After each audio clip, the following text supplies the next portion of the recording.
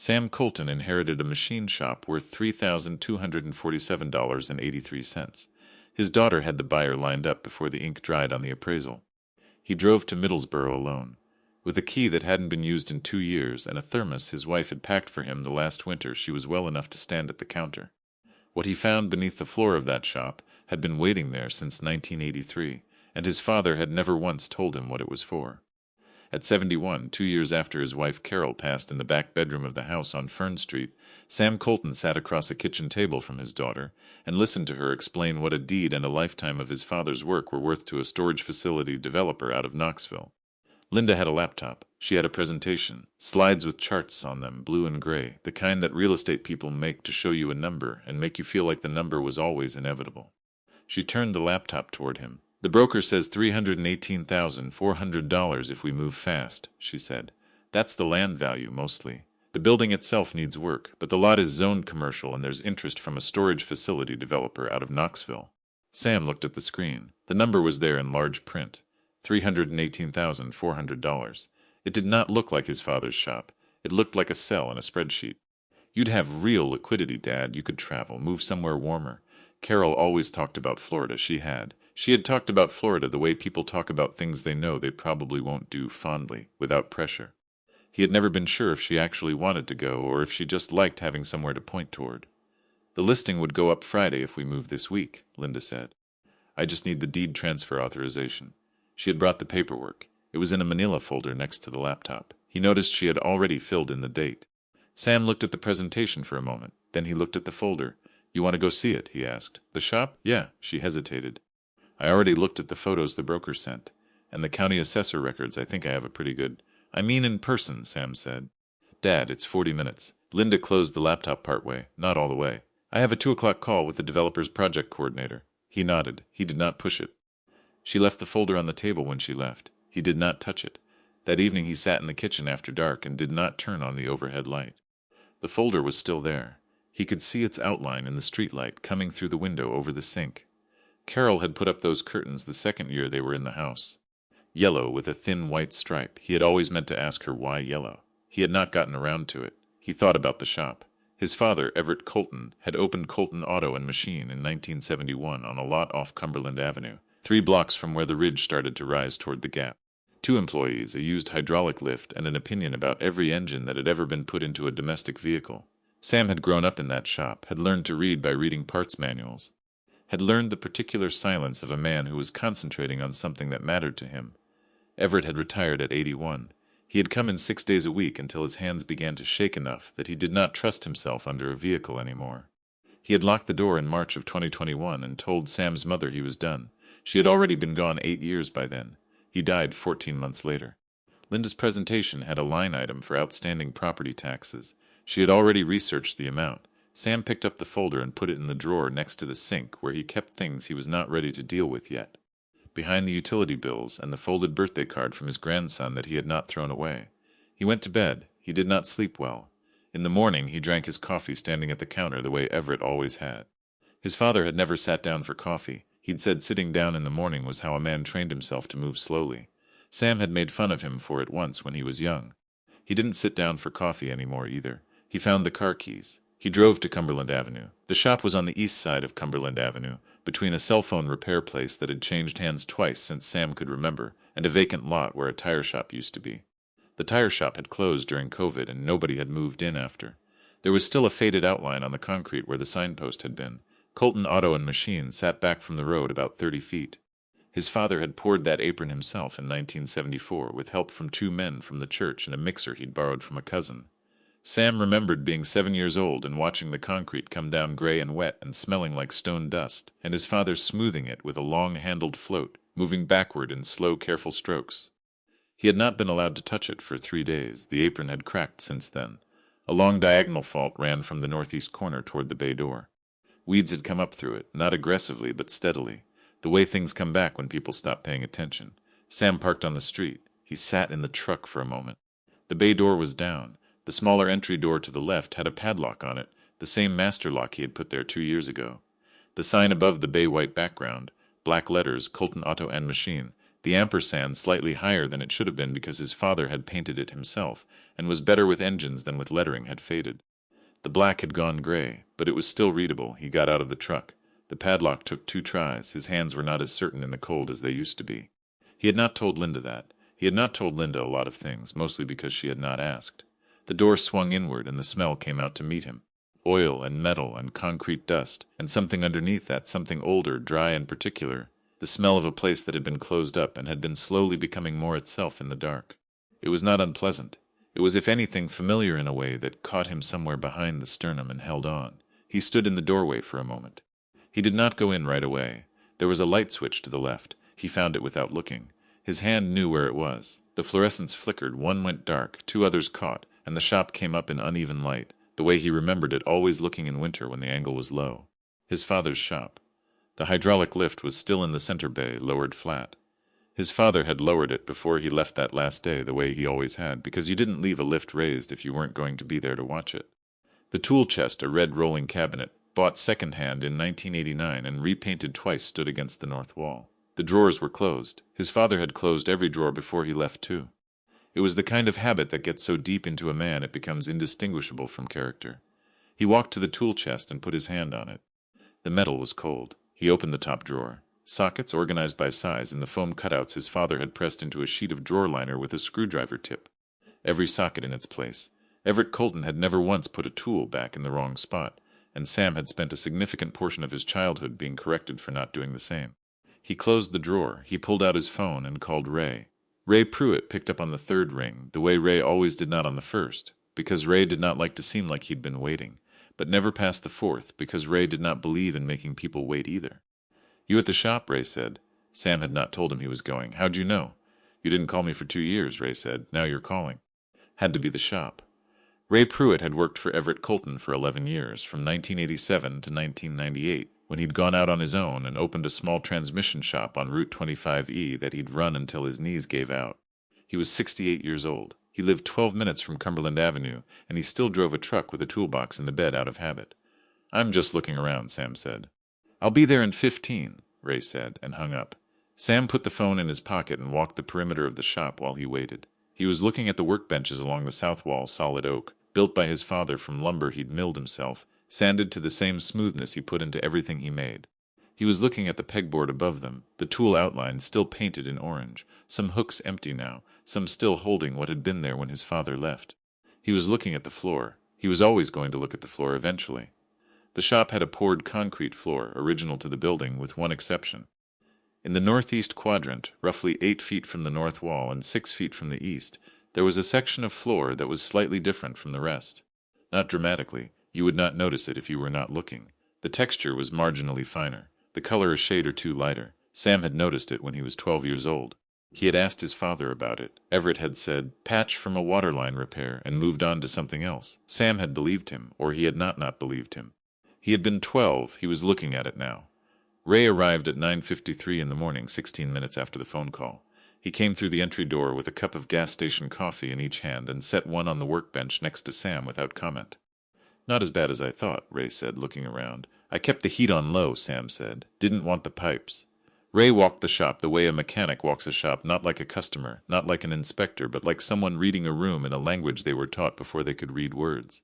He opened a drawer in the tool chest, closed it. He put his hand on the lift. He looked at the pickup with the open hood. 4-3? Ray said, looking at the engine. "Think so. Your dad was working on it?" "Must have been." Ray nodded.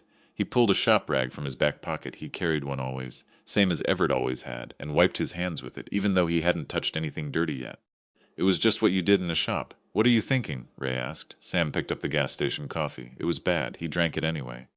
"Linda wants to sell," he said. Ray did not say anything right away. He looked at the floor instead, the way Ray did when he was thinking and did not want to fill the space with something that wasn't ready yet. "What do you want?" Ray said finally. Sam looked around the shop, at the tool chest, at the benches his father had built, at the lift, at the faint rectangle of different concrete in the northeast corner that his father had said was a patch from a waterline repair 40 years ago. "I don't know yet," he said. "That's why I'm here." Ray drank his coffee. "All right," he said. "Then we look around." They spent the next 2 hours doing exactly that.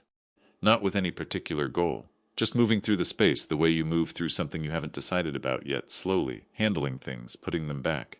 Sam found a box of his father's handwritten service invoices in a filing cabinet under the south bench, going back to the early 80s. The handwriting was precise and small, the kind of handwriting that took patience and meant it. He looked at a few pages and put the box aside. Ray found a set of micrometers in a leather roll case that he held up and looked at for a long time. "These are good," Ray said. "Take them," Sam said. Ray shook his head once firmly and put them back. At about 11:34 in the morning, Sam went outside and sat on the concrete apron along the south wall where the sun had come around enough to matter. The temperature was in the low 40s. He had not been back to this building in 2 years. There had been a period after Carol when he thought about things the way you think about them, when you can't yet do anything at a distance, with a provisional acceptance that is not peace but is the closest you can manage. He had come through most of that. He still set 2 coffee cups out occasionally before remembering, but he had come through most of it. He sat on the concrete and listened to Cumberland Avenue. A truck going north toward the Gap, a dog somewhere behind, wind in the ridge trees. You could hear the mountain from everywhere in Middlesboro if you listened. Ray came and sat next to him without being asked. They drank the rest of the bad coffee. After a while, Ray said, "Your dad didn't put in any water lines in that corner." Sam looked at him. "I was here," Ray said. 11 years. I'd have remembered a water line repair. We'd have done it." Sam did not say anything. "I'm not saying anything," Ray said. "I'm just saying what I know." He crushed his coffee cup and put it in his jacket pocket. He stood up. "I'm going to get lunch," Ray said. "You want me to bring something back?" "No," Sam said. "I think I'm going to stay a while." Ray nodded. He walked to his truck. He did not say anything else about the floor, and Sam did not either, and that was fine. That was one of the things about Ray. He understood when a man needed to think without somebody narrating his thinking for him. Sam sat on the cold concrete apron in the November sun and looked at the bay door and thought about what his father had said 40 years ago. Patch from a waterline repair. A man who organized every socket by size and closed every drawer when he left and painted the tool outlines on the pegboard in orange so you always knew what was missing. That man had a patch in his floor that didn't match the rest. His phone buzzed. Linda, a text message. "Dad, did you have a chance to look at the transfer authorization? Developer needs answer by Thursday. Just let me know." He looked at the message for a moment. Then he put the phone face down on the concrete beside him. He stood up. He went back inside. Sam went to the northeast corner and crouched down. Up close, the difference in the concrete was more apparent than it was from across the room. The aggregate was finer, the finish smoother. His father had been careful about it, careful enough that you would have to be looking to see it, but he had not been able to make new concrete behave exactly like old concrete, and 40 years of oxidation had widened the gap between them just enough. The patch was roughly rectangular, about 4 feet by 5. Sam put his hand flat on it. It was the same temperature as the rest of the floor. He stood back up and looked around the shop for the pry bar. It was on the pegboard in its outlined space, right where it was supposed to be. His father's pry bar, a 30-inch bar with a worn handle that Everett had wrapped with black friction tape in 1983, and rewrapped maybe 4 times since without ever replacing the bar itself. Sam took it off the hook. He went back to the corner. He crouched again and looked at the edges of the patch. His father had feathered them well. The transition from old concrete to new was gradual, beveled slightly inward. But at the north edge, closest to the wall, there was a gap. Not a crack, exactly, more like a seam. A deliberate seam, if you thought about it that way. He looked at it for a long time. Then he went to the workbench and found a flashlight. His father kept one in the third drawer from the left center bench because that was where a flashlight belonged. It was still there. The batteries were dead. He went to the supply cabinet on the east wall and found a 4-pack of D-cells, opened it, loaded the flashlight, and went back to the corner. He shone the light along the seam at the north edge. There was a gap there of about a 1/4 inch, and at the west end of that seam, where it met the perpendicular seam running south, the concrete had a small raised section.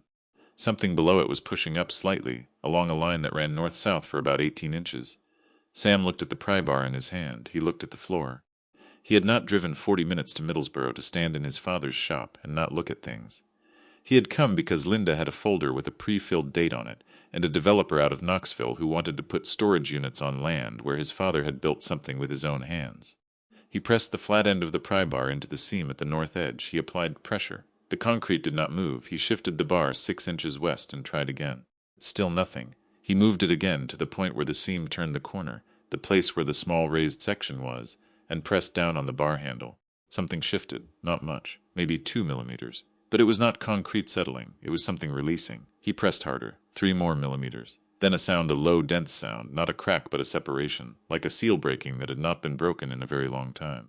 Sam sat back on his heels and looked at what he had. The patch had lifted slightly at the north edge, just enough to see that it was not a solid pour. It was a lid. His father had built a lid and poured it to look like a floor. Sam set the pry bar aside and got both hands under the north edge. The thing was heavy. He had known it would be heavy. Concrete always was, but it was not as heavy as a solid section would have been. 2 inches thick, maybe. Reinforced with wire mesh. He could feel the flex in it as he lifted. He got it to vertical, and then Ray came back through the door with 2 sandwiches and stopped in the entrance and looked at Sam crouched in the corner with his hands on a 2-inch concrete panel that was hinged into the floor. "You going to help me with this?" Sam said. Ray set the sandwiches on the workbench. He came over. He looked at the panel, at the hinge mechanism along the south edge, a piano hinge. Sam could see now, set into a steel frame that had been poured into the concrete, the whole assembly designed to look like a seam in a patch, and he crouched across from Sam. "On 3, Ray said. They lifted together. The panel was on a counterweight system. Once they got it past 45 degrees, it moved more easily, then swung to vertical and locked there against a notched bracket his father had welded into the frame. It held. Below it was a steel hatch, flush with the frame, with a recessed pull handle. Sam looked at it. He looked at Ray. Ray looked back at him. "Your dad," Ray said after a moment. Not a question, not even a complete sentence. Just an acknowledgement that Everett Colton had done something here that neither of them had known about, and that whatever was below this hatch was the reason the floor in the northeast corner had looked slightly different for as long as either of them could remember. Sam reached into the recessed handle and pulled. The hatch came up smoothly. Hinged on the far side, counterweighted again, the mechanism precise and well-maintained. A little oil on the hinges. His father had been down here recently enough to oil the hinges.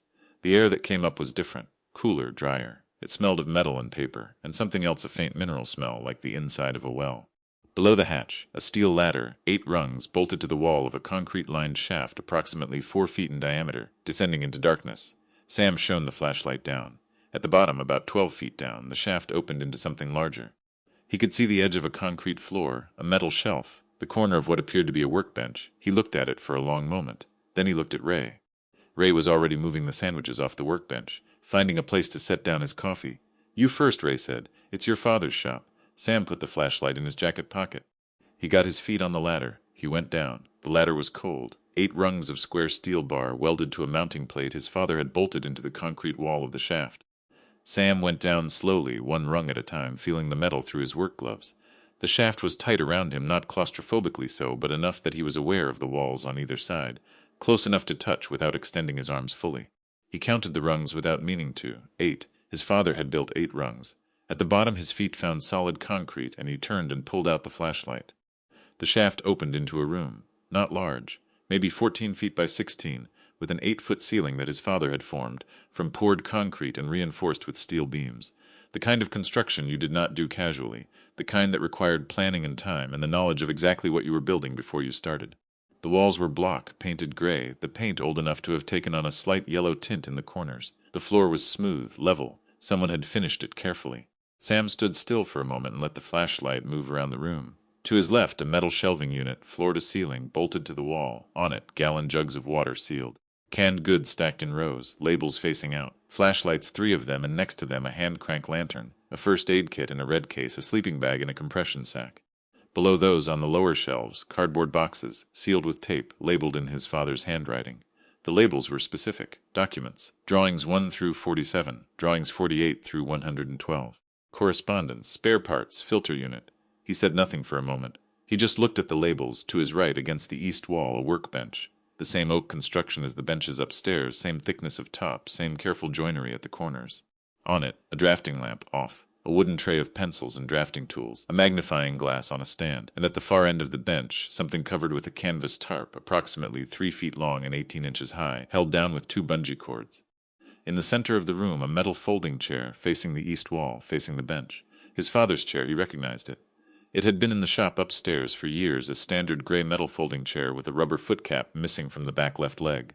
His father had taped over the bare metal with a section of garden hose to keep it from scratching the floor. The garden hose tape was still there. Sam walked to the bench and stood over the tarp.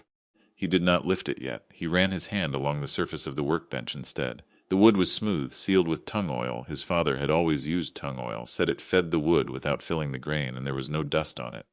Someone had wiped it down recently enough that the surface was still slightly tacky in the low humidity of the sealed room. His father had been down here. The realization sat in him without urgency. Of course he had. The hinges were oiled, the bench was wiped. Everett Colton had been coming down here, and coming down here regularly, probably for years, and nobody had known. Sam pulled the chair out from the bench and sat down in it. The missing foot cap, the garden hose tape. He had sat in this chair 100 times in the shop upstairs, waiting while his father finished something, learning to wait without fidgeting, because fidgeting in Everett Colton's shop when Everett Colton was concentrating was not a thing you did twice. He turned on the drafting lamp. The room came up warmer in its light. The shadows organized themselves differently, longer on the walls, shorter on the bench. The canvas tarp threw a defined shadow over the workbench surface. He looked at the shelving unit again. Drawings 1 through 47. Drawings 48 through 112. His father had been an engineer before he was a mechanic. Sam had known this in the way you know the outline of a thing without knowing the interior of it. Everett had taken 2 years at a technical college in the early 60s before money ran out and circumstance redirected him. He had kept the drafting skills. He had occasionally, over the years, drawn things, redesigns of tools, sketches of engine modifications, sometimes late at night, things that Sam had not known the purpose of and had not asked about. He had not known there were 112 of them. He stood and went to the shelving unit. He lifted the first box drawings, 1 through 47, and set it on the bench.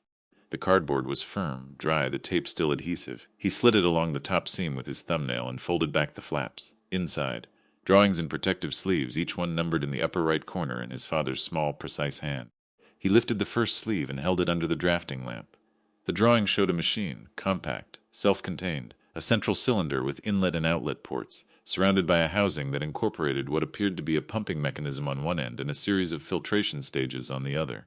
His father had drawn it in 3 views plan, elevation and section with dimension callouts in pencil, precise to a fraction of an inch in some places. The section view showed the interior clearly, a multi-stage filter stack, a hand pump assembly, a gravity assist chamber. At the top of the sheet, in his father's handwriting, portable water purification unit, prototype 1. Below it, a date, March 1987. Below that, designed for single-person operation, no power required. Field serviceable with standard tools, 1987. Sam was 33 years old in 1987. He had been working in the shop. He had been there 6 days a week. His father had been drawing this in the evenings. He pulled the next sleeve, prototype 2, June 1987. Refinements to the inlet assembly, reduced flow resistance. He pulled another.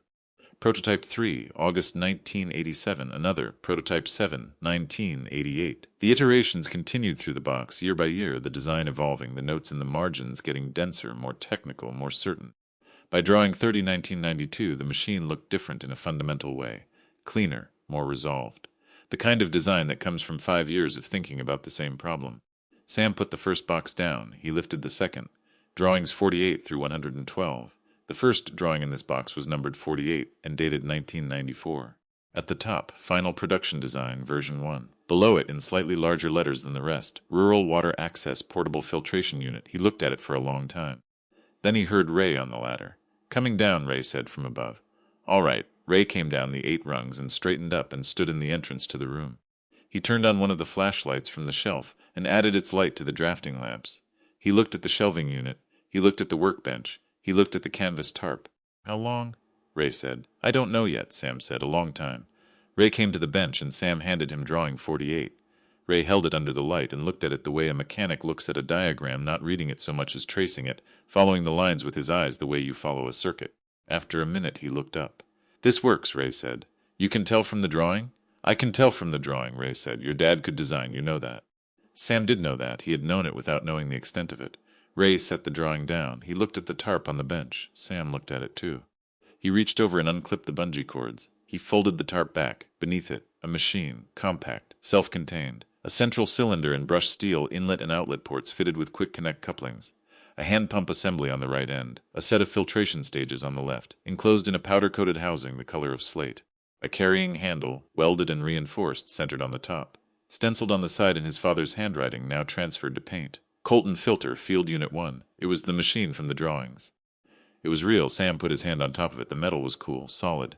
The seams were tight. The powder coat was unscratched. His father had built it. Ray reached out and touched the inlet port. He worked the hand pump handle, once carefully, feeling the resistance. "Good seals," Ray said quietly. They stood like that for a moment. 2 men in their late 60s standing in a concrete room 12 feet underground, in the northeast corner of a machine shop on Cumberland Avenue in Middlesboro, Kentucky, looking at a thing that an old man had designed and built and hidden and said nothing about to anyone. The drafting lamp hummed softly. Somewhere above them, on the workbench upstairs, Ray's sandwiches were getting cold. On the shelf, in the box labeled Correspondence, there was a manila envelope that Sam had not opened yet. He left it there for now. He sat back down in his father's chair, in the chair with the garden hose tape on the back leg, and looked at the machine, and did not say anything for a while, and Ray did not say anything either, and that was exactly right. After a while, Sam got up and went back to the shelving unit. He took down the spare parts box and set it on the floor and opened it inside. Individually wrapped components in wax paper, each one labeled in his father's hand. Replacement filter media, 3 grades, O-rings in 4 sizes bagged and counted. A set of quick connect couplings, still in manufacturer packaging dated 2019. Pump seals. A small bottle of food-grade lubricant. A folded instruction sheet, hand-typed on an electric typewriter, titled Colton Filter, Field Maintenance, Step by Step. His father had typed out maintenance instructions on a typewriter. Probably the old Royal that had sat on the desk in the office corner of the shop upstairs for as long as Sam could remember. The one with the sticky E key that made every E slightly lighter than the other letters. He could see the light E in the title. Step by step, he put the maintenance sheet back carefully. He went to the correspondence box. He did not open it. Not yet. He picked it up and felt the weight of it, heavier than he expected, heavier than just paper. He set it back on the shelf and looked at it for a moment. Then he went back to the drawings. He pulled drawing 48 again and read the notes in the margins more carefully. His father had written in pencil, small and precise, working outward from the dimension callouts into commentary that filled the white space around the technical lines. Some of it was engineering notation, but some of it was different. In the lower right corner, below the title block, his father had written, "Built for one person to carry. Built for one person to use, no generator, no electrician, no infrastructure. You dig a hole next to a standing water source, and you have clean water in 40 minutes.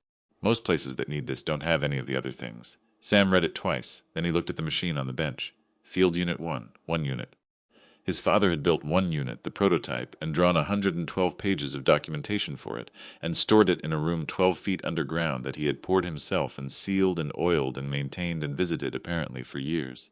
He had not told Sam. He had not told anyone that Sam knew of. He had just kept working on it. Ray was sitting on the bottom rung of the ladder giving Sam room. Ray understood rooms. He understood when to take up space and when not to. "There's a box of correspondence," Sam said. "I see it," Ray said. "I'm going to leave it for today," Sam said. Ray nodded. Sam took one more look around the room, at the shelves, at the boxes, at the drafting lamp on the bench, still on, throwing its warm circle of light over the drawings. At the machine. At his father's chair, he turned off the drafting lamp.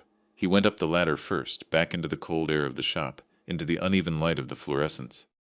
He stood on the concrete apron inside the bay door and breathed for a moment. Ray came up behind him.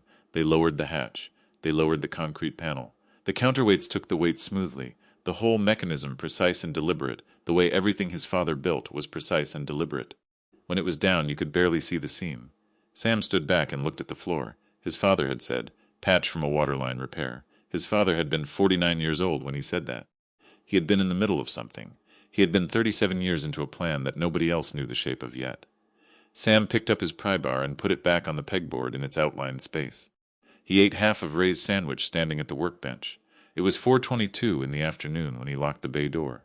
The light was already going. The mountain cut it off early in November. He sat in the truck for a moment before starting it. He had not called Linda. He was going to have to, but not yet, not until he knew what was in that correspondence box. Everett Colton did not order things randomly. He had wanted Sam to find that one last. The correspondence box was the last thing on the shelf for a reason, and when Sam opened it the next morning, he understood why his father had spent 40 years in a room nobody knew existed, and why none of it had ever been about the money. He came back the next morning as at 7:15. He had not called Linda. He had decided the night before that he did not yet know enough to say anything worth saying. When you did not know enough, you went back and looked more carefully. His father had taught him that not in words, but in the way Everett Colton approached every problem that came into the shop.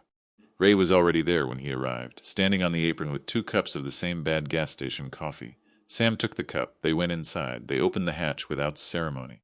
Sam went down first, the same as yesterday. He turned on the drafting lamp. Ray came down behind him and turned on the hand-crank lantern from the shelf, which threw a steadier light than the flashlight had. The room looked the same. Of course it looked the same. Rooms do not change overnight. But there was something different about walking into it the second time, a settling, a kind of acknowledgement that this was real and was going to keep being real, that the drawings in the machine and his father's chair with the garden hose tape were not things he had imagined. Sam went directly to the correspondence box. He set it on the bench and opened it. Inside, file folders hanging in a cardboard frame, each one tabbed in his father's hand. The tabs read, Patent Application, Nonprofit Contact, Testing Records, Field Notes, Financial, and at the back of the box, not in a folder but in a manila envelope sealed with a strip of tape and labeled in larger letters than everything else, for Sam. He set the envelope aside. He pulled the folder labeled Nonprofit Contact first, inside. A correspondence file, documents in chronological order, the earliest dated June of 2003, and the most recent dated November of 2022, 4 months before his father died. 20 years of letters, typed, most of them on the Royal with the light E, printed or photocopied, and filed in order. The correspondent was an organization called the Rural Infrastructure Collaborative, based in Lexington. Sam had not heard of them. The letters began formally an inquiry letter from his father in June 2003, describing a portable water filtration unit designed for deployment in areas without electrical infrastructure, requesting information about testing protocols and potential partnership. The response from the collaborative, 2 weeks later, was cautious but interested. Sam read through the file. The correspondence spanned 20 years. His father had submitted the design for independent testing in 2004. The results were in the folder, a technical assessment from an engineering firm in Cincinnati, 8 pages. Conclusion on the last page. Unit performs within specified parameters across all tested water sources. Bacterial and particulate removal meets or exceeds EPA standards for point-of-use devices. Design is mechanically sound and field serviceable by non-specialist users. Recommend further development. His father had received that letter in September 2004. He had not told Sam. He had filed it in the folder, in the box, in the room under the northeast corner of his shop, and he had kept working. Sam kept reading. By 2009, the design had been tested in 3 states. By 2014, his father had filed a patent. By 2019, the Rural Infrastructure Collaborative had written to say they had identified a manufacturing partner and were prepared to move forward with a licensing agreement, pending resolution of the estate planning questions Everett had raised. The letter from 2019 included a number. Sam read the number. He read it again. He set the folder down on the bench and stood very still for a moment. Ray was on the other side of the room looking at the spare parts box, giving Sam space. Ray, Sam said. Ray looked up. The collaborative offered $422,600, Sam said, for the manufacturing license. Ray set down what he was holding. In 2019, Sam said. Ray came to the bench and Sam handed him the letter. Ray read it.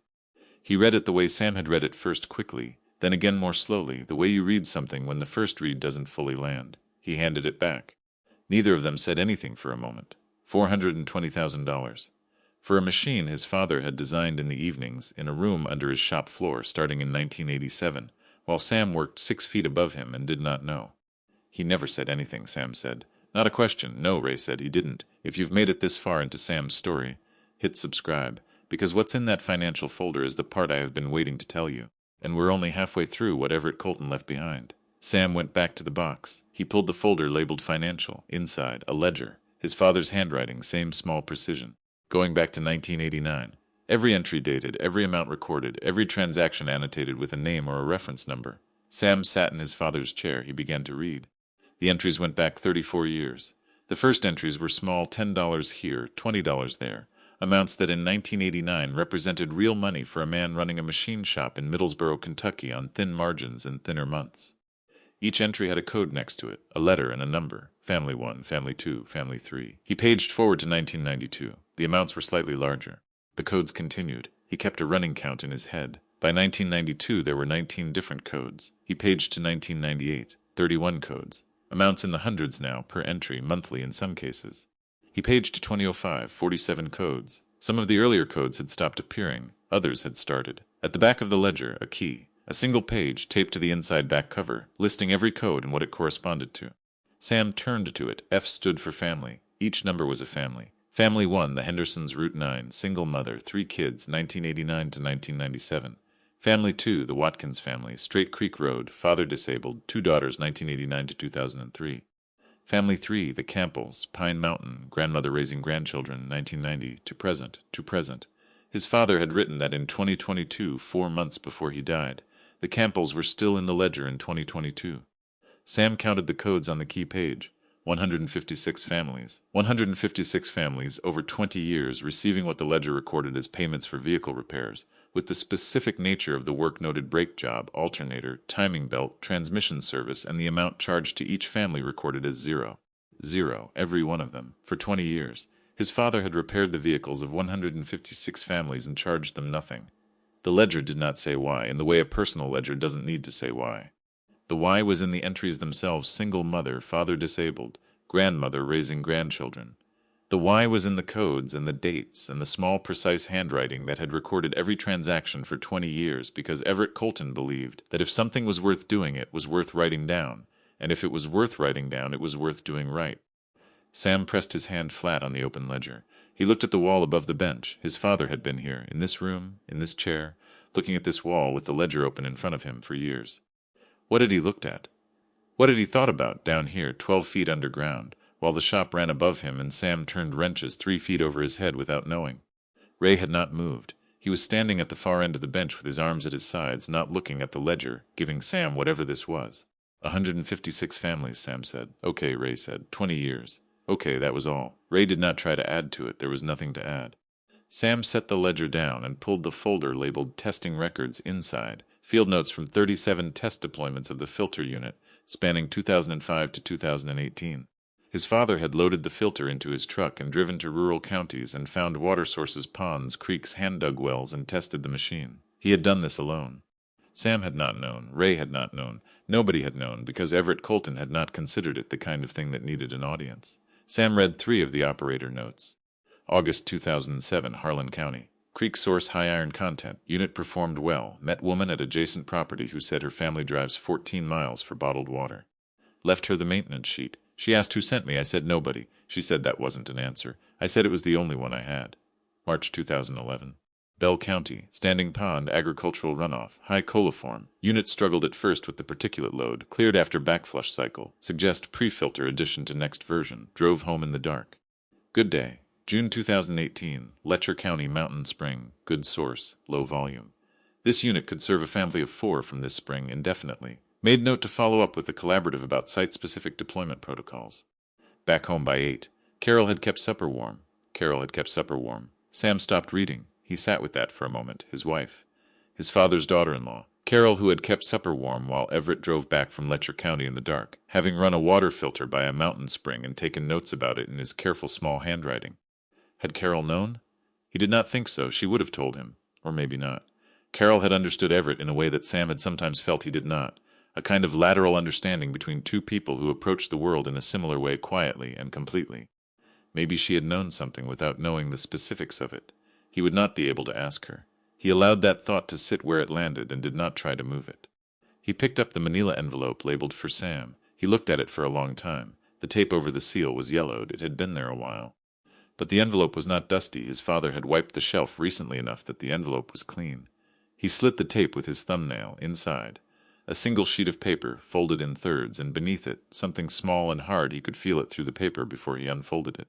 He unfolded the letter, his father's handwriting, not typed on the royal, written by hand, with a ballpoint pen, in the small, precise script that Sam had been reading his whole life on service invoices and parts lists and the margins of engineering drawings. The letter was dated October 14th, 2021, 5 months before his father died. Sam, if you are reading this, you found the room. I always thought you would. You were the one who noticed the floor. You were 12 years old. I told you it was a waterline repair. I am sorry for that. It was the only lie I told you about the shop, and I am not sure it counts as a lie because what I meant was, not yet. The drawings are yours. The machine is yours. The correspondence with the collaborative is current as of this year. David Reyes is the contact. He has been waiting to hear from the family. The number in the 2019 letter is still good. They have a manufacturing partner in Elizabethtown who is ready to move. The ledger is not for anyone else. I kept it for myself. A man should keep track of what he does, not because it needs to be remembered, but because it needs to be done right. You can do with it what you think is right. I want to tell you something about the families in that ledger. I did not help them because I felt sorry for them. I helped them because a car that runs is the difference between a job and no job, and a job is the difference between a family that makes it and a family that doesn't. I understood machines. I understood that. That was all I had to offer, and I offered it. The filter is different. The filter is for people I will never meet, in places I will never go, with water problems I cannot solve by driving there on a Tuesday. I spent 35 years trying to make something that would keep working after I stopped. I think it will work, Sam. You are the only person I know who understands that machines can help people, not just move them from one place to another. You always understood that. Since you were a boy in this shop, you understood that. That is why the room is yours. Dad, beneath the letter, when Sam unfolded it fully, the small, hard object fell into his palm. A key, old brass worn smooth from handling, on a small tag written in ballpoint. Filing cabinet, office upstairs, top drawer, everything you need is in there. Sam closed his hand around the key. He sat in the chair with the garden hose tape on the back leg, in the room his father had built and maintained for decades, in the light of the drafting lamp, and he did not speak for a long time. Ray did not speak either. After a while, Sam folded the letter back into thirds, the same way it had come, and put it in the inside pocket of his jacket. He kept the key in his hand. He went back upstairs. He crossed the shop floor. He went to the office corner, the small partitioned area where his father had done the books, where the Royal typewriter was, where a 4-drawer metal filing cabinet had stood since before Sam could remember. He put the brass key in the top drawer lock. He turned it. The drawer opened. Inside, files organized alphabetically. Behind the files, at the back of the drawer, a sealed envelope. He almost missed it. It was the same color as the hanging file folders, a manila that had faded to nearly the same tan. He pulled it out, on the front in his father's hand. David Reyes, Rural Infrastructure Collaborative. And a phone number. Below it, a single line. He has been waiting since 2019. Tell him Everett said hello. Sam looked at that line for a long moment. Outside, on Cumberland Avenue, a truck went north. The sound of it rose and faded.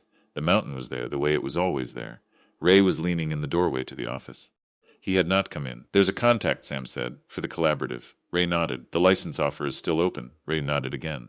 Sam looked at the envelope in his hand. At the phone number. At his father's instruction, delivered from 4 years ago and 4 months before his death, as precisely as everything else Everett Colton had ever done. He looked at Ray. Linda had a 2 o'clock call with a developer from Knoxville. Sam had a phone number on a piece of paper. He put the envelope in his jacket pocket with the letter. He went to the window of the office and looked out at the apron, at the cracked concrete and the diagonal fault line and the weeds coming up through it. At the bay door. At the sign his father had painted himself, the ampersand still slightly high. He thought about what his father had written. I spent 35 years trying to make something that would keep working after I stopped. I think it will work, Sam. He turned away from the window. What he did next took 3 phone calls in 4 days. The 4th day was the conversation with Linda, the one that was hard in the way that conversations about real things are hard, not because of anger, but because of the long silence that came after Sam finished talking, and Linda sat with what she had heard. She did not say she was sorry. Not right away. She said, I didn't know. No, Sam said. You didn't. I thought she started. I know what you thought, Sam said. Not harshly. You thought you were helping. Linda looked at the table. She had her mother's way of going still when something landed hard. You were, Sam said, in your way. She looked up. But I need you to come see the shop, Sam said, before we decide anything, in person. She came the following Saturday. Linda did not say anything for a long time when she saw the room. She came down the 8 rungs slowly, one hand on the wall, and turned and stood at the bottom of the ladder, and looked at what her great-grandfather had built in the ground beneath a machine shop on Cumberland Avenue. Sam stood to the side and let her look. She turned slowly. She looked at the shelving unit first, at the water jugs and the canned goods, and the boxes labeled in handwriting she recognized from birthday cards and grocery lists. She looked at the workbench, at the drafting lamp, at the canvas tarp folded back now, the machine sitting uncovered in the light. She walked to the machine. She put one hand on the top of it, the way Sam had the first time. She didn't say anything. She just stood there with her hand on it. Then she crouched down and read the stenciling on the side. Colton Filter, Field Unit 1. She stayed there for a moment, eye level with the lettering, the way you stay close to something when you are trying to understand it rather than just see it. She straightened up. She looked at drawing 48 on the bench, still there from 2 days ago. She picked it up and held it under the drafting lamp, and read the margin notes in her great-grandfather's pencil. She read them the way Sam had read them, slowly, taking them in one line at a time, built for one person to carry, built for one person to use.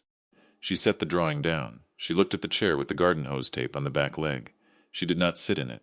She walked to the shelving unit and stood in front of the box, labeled Financial. She did not open it. She just looked at it, at the label, at her great-grandfather's handwriting. Sam showed her the letter. He let her read it herself, the same way he had.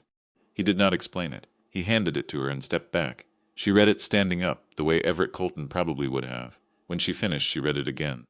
Not the whole thing, just the last paragraph. She stood very still for a moment with the paper in her hands. Then she folded it back into thirds, slowly, crease by crease, the same way it had come, and held it against the front of her jacket before handing it back. She looked at the machine. She looked at the shelves. She looked at the chair. She did not speak for a long time. When she did, her voice was the same as usual. Not shaky, not loud. He knew you'd find it, she said. He said you were 12 when you noticed the floor. I was, Sam said. She was quiet again. The storage facility developer, Sam said finally. I think we need to call him. She knew what he meant. And tell him? And tell him the property isn't available. Linda looked at the floor. at the smooth concrete her great-grandfather had finished so carefully, in the room he had built with his own hands to hold the thing he had spent the last decades of his life making. She looked at it the way you look at something when you are understanding slowly the full weight of what you are standing inside. "Okay," she said, one word. She did not look up when she said it. Sam nodded. That was enough. The agreement with the Rural Infrastructure Collaborative was signed on a Thursday afternoon in December, 6 weeks after Sam had first driven back to Cumberland Avenue alone with a key that hadn't been used in 2 years. He signed it at the desk in the office corner, on the same surface where his father had done the books for 40 years, with the royal typewriter pushed to one side to make room for the documents. David Reyes had driven down from Lexington. Linda had come. Ray was there because Ray had been there from the beginning, and it would not have been right without him. The agreement transferred the manufacturing license for the Colton Field Unit to the Rural Infrastructure Collaborative, in exchange for a payment of $431,200, the original figure, adjusted upward for material cost increases over 4 years, plus a royalty on each unit produced. The royalty proceeds to fund a rural water access grant program administered jointly by the Collaborative and the Bell County Community Foundation. Sam had called the Bell County Community Foundation the week before. They had said yes before he finished explaining. When Reyes left, Sam walked him to his car. They shook hands on the apron. "Your father would have had something dry to say about all of this," Reyes said. "Probably," Sam said. "He was proud of you," Reyes said. "He mentioned you in almost every letter."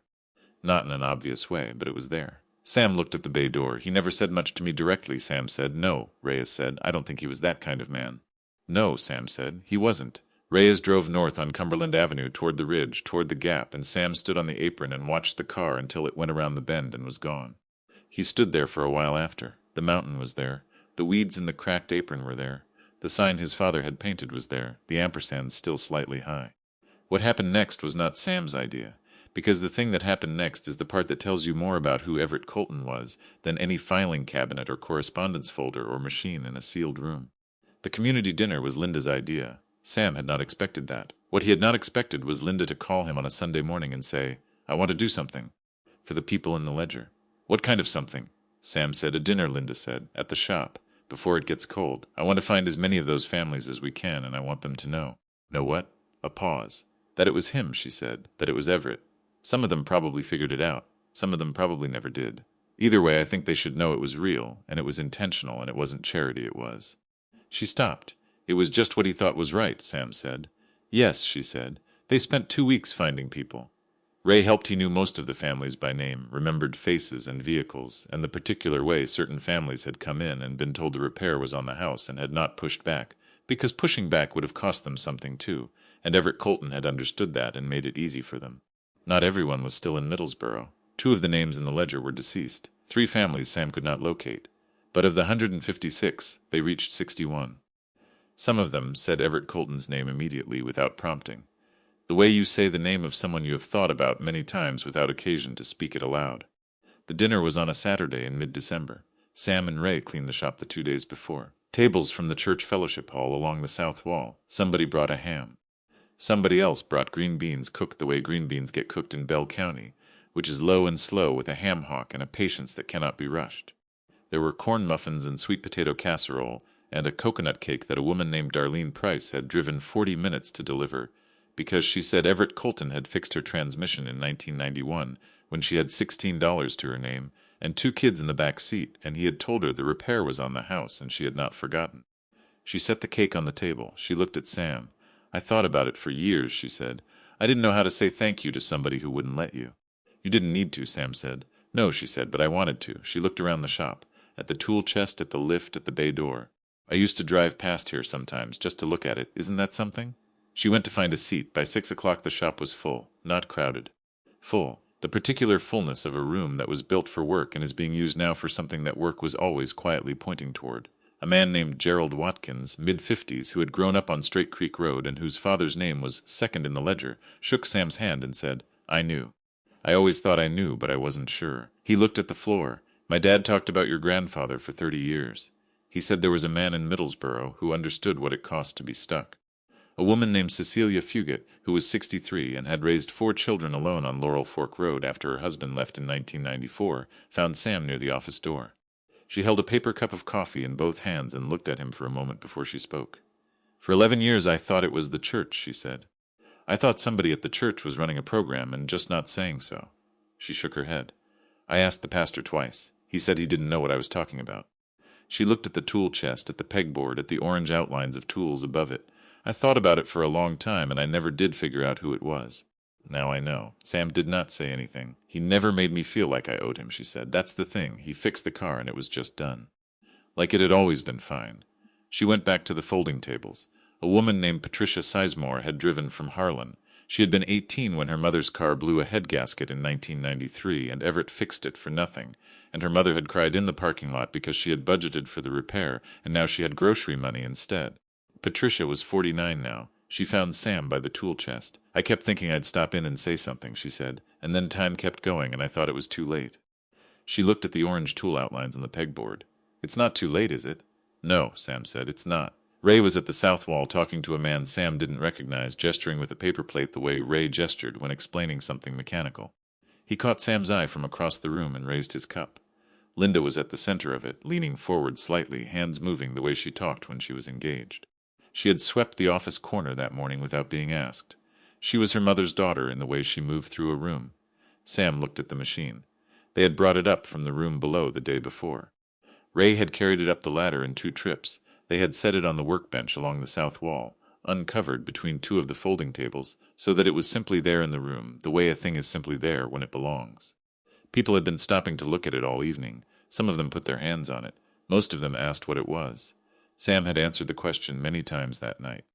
By the 3rd or 4th time, the answer had found its shape. A water filter his father designed, starting in 1987 for places without power and without infrastructure, built to be carried by one person, built to work anywhere. People listened. They looked at the machine. Several of them looked at Sam in a way that meant they were recalibrating not Sam specifically, but the family, the shop, the man who had fixed their cars and their mother's cars and charged them nothing, and who had been building this in the evenings in a room they had never known existed.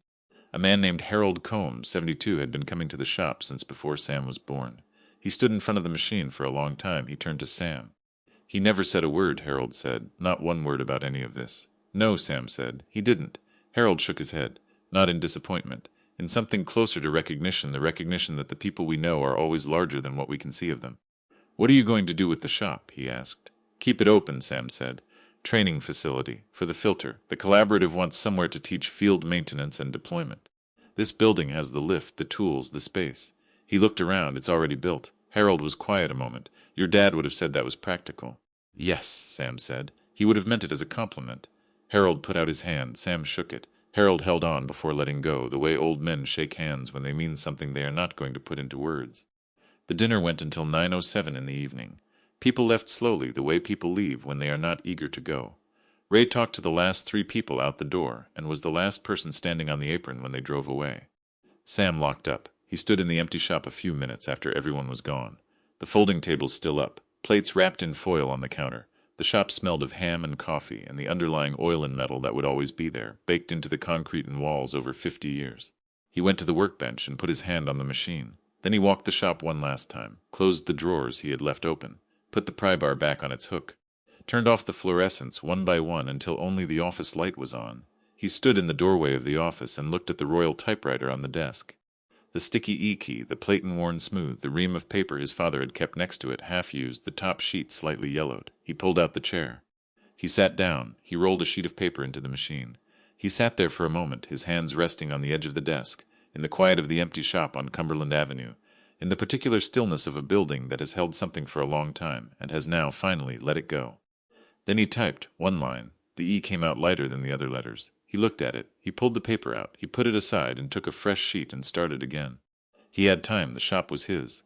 A mechanic knows that every broken thing can be fixed if you understand how it was built. What I keep coming back to is not the machine, not the 112 drawings, not even the ledger with 156 names in it.